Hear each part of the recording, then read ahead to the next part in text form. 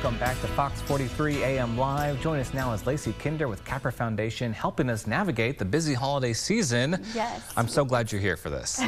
It is upon us. It is definitely upon us, just a couple days away. Yes. So let's start, what should we be looking at when we're trying to navigate the holidays with our family? So in particular, kids, regardless of whether or not they have a disability, it's good for everybody to know to keep it simple.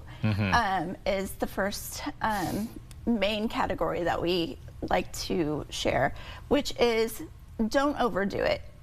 Do one activity a day. Okay. Don't overstimulate the kids. Don't try to get everything jam-packed into one day. No, absolutely not. Second thing, and this more applies to kids that have issues with sensory processing. Avoid those triggers like shopping on Black Friday, where it's super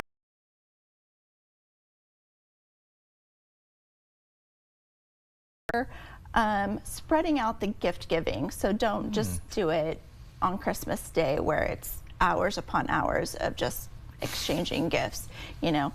Christmas Eve, the day after Christmas, just kind of spread it out a little bit. That'll make it more manageable. I just want to give me gifts all for a whole week. I love that. Yeah, and then definitely the next tip, communication is key. So help your kids prepare for things. Let them know your expectations and let them see schedules and know, okay, we're going here on this day, or we're going here on this day, this or that. And do the same for those that you're going to be interacting with for the holiday, family and friends, so that if you've got a child who gets overstimulated, let them know what they can expect and how they can help support your child. I love the communicate idea. As a kid, I always loved knowing the schedule of what was going on. So I knew, am I going home yet? Do I get to go lay down? Yep. And that leads into practice and prepare.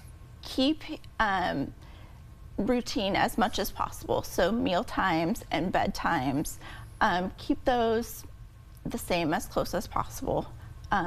If you're traveling somewhere, make sure that you are packing all those comfort items that will, keep them feeling safe and secure. And again, help them remember, okay, give them a timeline and give them a schedule and help them practice in advance.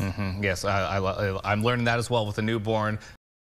Repeat, get them used to that. And of course, if things can go wrong, something happens, I'm assuming plan B is always a good thing. Always have a plan B, because kids are unpredictable.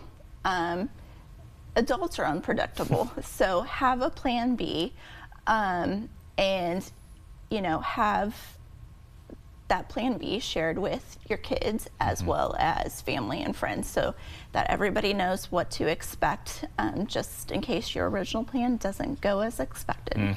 Yes, I definitely agree. It makes it look like you're flexible when really you just have contingency plans. Absolutely correct. Layered your whole day. You never know what's going to happen. Yes. I like the way you guys are thinking.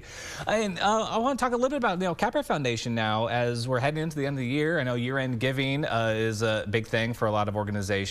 Yes. What's going on with Capper? So Capper Foundation, and this applies to all organizations who are nonprofits, we can like to consider at Capper Foundation, instead of year-end giving, consider it the season of giving. And sometimes people like to do something extra special for somebody that they don't necessarily know, like paying for the person behind them in line for coffee. Well, if you do that a few times sporadically throughout the season, that can add up to, say, $20, $25. And that is easily a single copay for a child receiving therapy services at Capper Foundation who could really use that therapy session and their family can't necessarily afford that because they're obviously overwhelmed with other medical expenses and other life expenses. So think about that.